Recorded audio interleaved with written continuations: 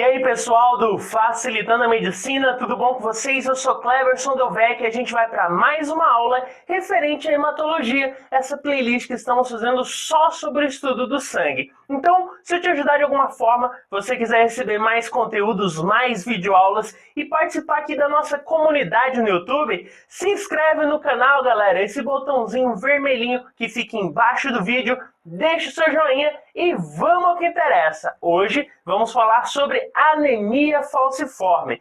E o que a gente pode falar sobre essa anemia? Bom, a gente vai falar tudo sobre ela, desde do que ela é, os sintomas, as causas dela estar ocorrendo e o tratamento, além do diagnóstico, claro. Então, vamos entender como ela ocorre primeiramente. A gente tem que entender que essa anemia falciforme ela ocorre devido a um problema. Claro, toda enfermidade tem um problema, mas qual é a origem? A origem desse problema vai ser uma troca. Uma troca de quê? Do ácido glutâmico pela valina, exatamente ali na cadeia beta da globina. Essa globina que faz parte dessa hemoglobina que está ali dentro da nossa hemácia. A hemácia que é os glóbulos vermelhos. Então lembre-se, o que causa essa anemia falciforme? Qual é a origem, o ponto, o ápice dela? Ela ocorre pela troca do ácido glutâmico pela valina na cadeia beta dessa nossa globina que está dentro da nossa hemácia. Então, galera, é exatamente isso, essa troca vai fazer com que a nossa hemácia ela tenha uma alteração. E essa hemoglobina, né, essa globina que a gente falou, essa cadeia beta da globina, vai fazer com que a hemoglobina ali dentro seja chamada de hemoglobina S. E aí a gente caracteriza que os indivíduos que têm ali certa relação com esse problema, eles podem ser homozigotos ou heterozigotos. Os homozigotos vão ser aqueles que manifestam esse problema. Eles vão ali mostrar realmente os sintomas, vão ter as características dessa anemia falciforme, porque eles são homozigotos, ou seja, eles têm os dois alelos afetados. Já o heterozigoto é aquele que tem um alelo natural ou sadio e o outro está com problema ou defeituoso. E aí a gente chama que esse indivíduo tem o traço falcêmico. Ele não vai manifestar de forma ali incisiva esse problema, mas ele tem o traço falcêmico. Lembrando, o homozigoto é aquele que realmente, infelizmente, vai sofrer com esse problema. E galera, a característica principal que eu quero que você guarde é que o indivíduo que tem esse problema, essa alteração, né, desse ácido glutâmico pela valina nessa cadeia beta da globina, como consequência principal, a gente vai ver aquela hemácia com formato de foice. Olha aí na imagem. A primeira coisa que você vai ver de diferente nesse paciente com anemia falciforme é a hemácia em forma de C ou de foice. Porque se a gente for ver a hemácia normal, ela é bicôncava, redondinha ali e tal, né? Não tem o núcleo. Então, a gente vai ver ela redondinha. Já no caso dessa anemia falciforme, a gente vê essa hemácia em forma de C ou de foice, como diz a literatura. E qual a consequência de ter essa hemácia em forma de C ou de foice?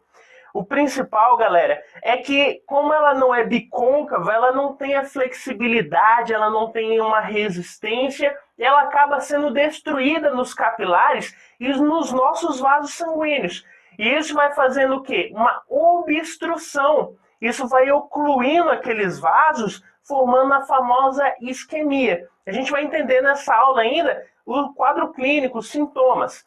Mas eu quero que você guarde. Vai ter muita destruição de células, principalmente as hemácias. Por quê? Porque olha a forma dela. Ela é toda, né, em forma de foice ou de C. Então ela não tem resistência. Qualquer choque dentro de um vaso sanguíneo, ela vai ser destruída. Então vai ter muita hemólise, muita destruição de hemácias. Agora, galera, se a gente pode dizer que alguma enfermidade tem alguma vantagem, a gente pode dizer que essa enfermidade, essa anemia falciforme, tem uma vantagem. Qual é ela? quer dizer, nem é tão vantagem perto do que esse paciente sofre. Mas essa pessoa ela não vai manifestar os quadros clínicos incisivos ou mais agravantes da malária.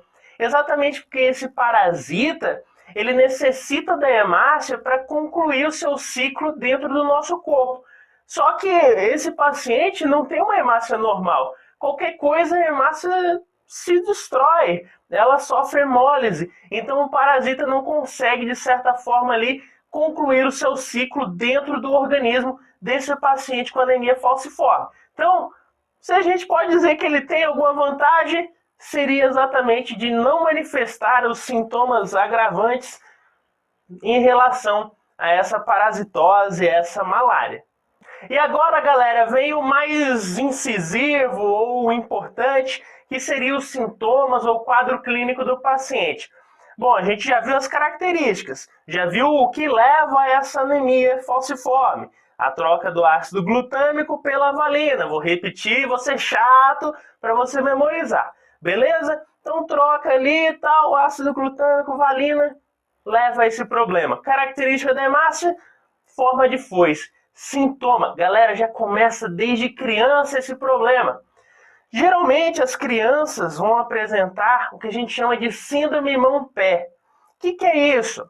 Bom, nesse caso, o que vai acontecer é que vai ocorrer exatamente destruição essas hemácias anômalas, essas hemácias em forma de foice, dentro desses vasos, principalmente nas mãos e nos pés. E isso vai levar a quê? A inchaço das mãozinhas daquele bebê, né? Até 3 anos, geralmente, é o que acontece. Nos pés também, e muita dor nesses locais, nas mãos e nos pés. Isso vai acontecer, galera, até ocorrer a ossificação nesse indivíduo.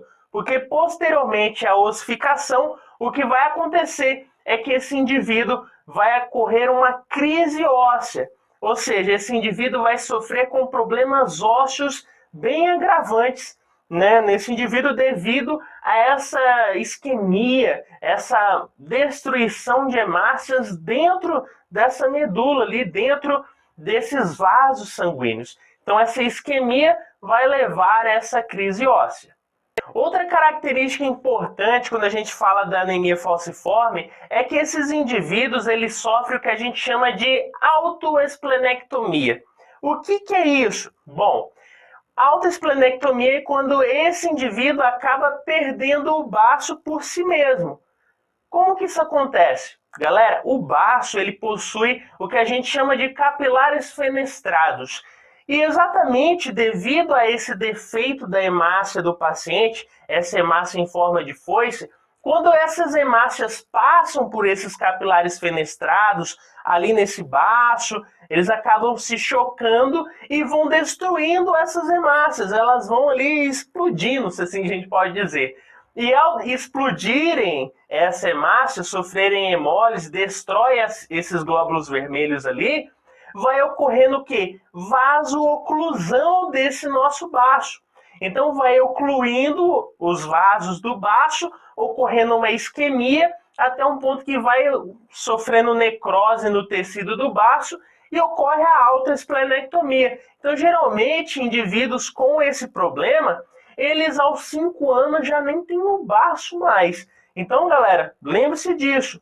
Nesses pacientes é muito comum a autoesplenectomia, onde esse baço vai acabar perdendo a sua função exatamente por essa isquemia, essa obstrução nesses vasos sanguíneos devido à destruição dessas hemácias que são defeituosas dentro dos vasos desse órgão. E galera, qual a desvantagem de não ter baço? A principal desvantagem é que o indivíduo fica mais suscetível àqueles agentes que são encapsulados, podendo aí sofrer várias consequências e infecções por esses invasores, até mesmo a osteomielite por salmonela, por exemplo. Então, galera, o baço tem uma grande função importante referente ao sistema imunológico. Agora, além desses problemas que a gente já citou, esse indivíduo pode ter o que a gente chama de síndrome torácica aguda. O que é isso? De forma simples. Essas hemácias, que são defeituosas, em forma de foice, você vai dormir e vai sonhar com isso. Elas vão acabar se chocando nos capilares e vasos sanguíneos do pulmão. E aí, imagina o que vai acontecer? Exatamente isquemia no pulmão. Vai morrer hemácias nesses vasos, vai obstruir o vaso, vasoclusão, e vai ocorrer esse problema no pulmão. E é exatamente o que a gente vê nessa imagem. A gente vê nessa radiografia essa opacificação, a gente vê tudo branco praticamente esse pulmão. E às vezes fica até meio difícil a gente distinguir o que está acontecendo, se é um agente externo que está causando esse problema, um processo infeccioso, ou se é anemia falciforme. Então, galera, a gente vê essa característica no paciente, essa opacificação, tudo branquinho na radiografia, onde esse pulmão deveria estar ali mais enegrecido, já que tem para estar cheio de ar, na verdade. Então, galera, o principal quadro clínico do paciente, além dessa opacificação, seria o que?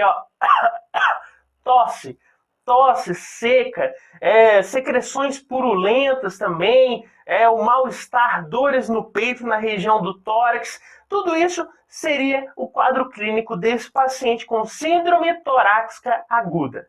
E o tratamento? Tratamento simples. Se ele está com problema no pulmão, administra oxigênio, transfusão sanguínea só em caso necessário. Quando a gente vê que a hemoglobina do paciente está abaixo de 10 gramas por decilitro, aí a gente pode, de certa forma, transfundir para ajudar nesse paciente. Outro ponto é ali o antibiótico de forma empírica, até mesmo que você às vezes não sabe se existe algum agente agindo nesse paciente. Então, galera, esse eu sei o principal, além dessa administração do oxigênio. Então, galera, a gente já viu síndrome de Montpé, já viu a alta esplenectomia, já vimos a síndrome torácica aguda, que a gente acabou de falar aqui, mas também pode ocorrer vários outros problemas, como uma crise abdominal, onde ali na região dos vasos mesentéricos pode ocorrer a destruição dessas hemácias falcêmicas e ocorrer essa obstrução do vaso, uma isquemia ali também. Ou também ali, no nosso cérebro, na região encefálica, pode ocorrer um acidente vascular nessa região exatamente por causa desses vasinhos pequenos no encéfalo. Essas hemácias totalmente diferenciadas em forma de foice acabam se destruindo e ocorrendo obstrução dessa região. Também pode ocorrer vasoclusão renal, levando a problemas crônicos ali. Então, galera, a gente vê que é um problema disseminado, até mesmo priapismo. Por quê? Quando a gente fala de uma anemia falcêmica ou uma anemia falciforme, lembre-se, eu quero que você guarde isso. Como a hemácia ela é defeituosa, ela tem esse formato em forma de foice, qualquer agente pode destruí-la. Um choquezinho, não pode tocar nela, ela destrói. Então, ela pode morrer ou ser destruída em qualquer parte do corpo. Houve um atrito, foi destruída. Então lembre-se, onde ela morrer, onde ela for destruída, ela vai levar essa oclusão do vaso. Por isso ela leva problemas em vários locais, desde o osso, desde ali do encéfalo, renal, abdômen, tórax, na região do pulmão, como a gente acabou de destacar até agora. E galera, o que a gente usa para diagnóstico? Além do quadro clínico, a gente já citou, a gente pode fazer o quê? Uma análise da hemácia. Né? A gente faz uma análise desse sangue e vê essa hemácia totalmente com formato anormal, esse formato de foice. Mas não só isso, eu quero que você saiba que como esse paciente ele não tem o fígado, ou melhor, o baço ali presente, esse baço teve uma alta esplenectomia já quando aquele paciente era criança ainda. Lembra que a gente falou da alta esplenectomia? Pois é, pacientes que não possuem o o baço, tô com esse negócio de falar de fígado, não, é o baço, galera. Paciente que não tem o baço, eles acabam tendo uma bolinha diferente nessa hemácia, o que a gente chama de corpúsculo de Howard-Joyle. Esse corpúsculo de Howard-Joyle, essa bolinha que a gente vê nessa imagem, dentro dessa hemácia, ela é uma característica do paciente que não possui esse baço. Então, galera, lembre-se, isso também pode ser uma forma de diagnóstico. Além também da análise do sangue, esse corpúsculo de raio de óleo, hoje está difícil. A gente ainda faz a eletroforese. A eletroforese que nos ajudaria nesse diagnóstico mais aprofundado. E o tratamento, galera? Hidratação sem excesso, realmente. Uma administração de oxigênio no paciente, é importante. Sem excesso também. Transfusão sanguínea, em caso onde for ali realmente incisivo, ver aquela hemoglobina bem abaixo de 10 gramas por decilitro, pode ser administrado aí uma transfusão sanguínea. E em casos crônicos, hidroxiúria a gente usa nesse paciente. Agora, a gente tem que saber que o principal aí forma de resolver esse problema, talvez de forma definitiva, seria o transplante de células tronco-hematopoéticas para tentar ajudar esse paciente. Então, pessoal, com isso fizemos mais um resuminho. Se eu te ajudei, deixe seu joinha, se inscreve no canal e vamos continuar os nossos estudos referente ao sangue. Valeu?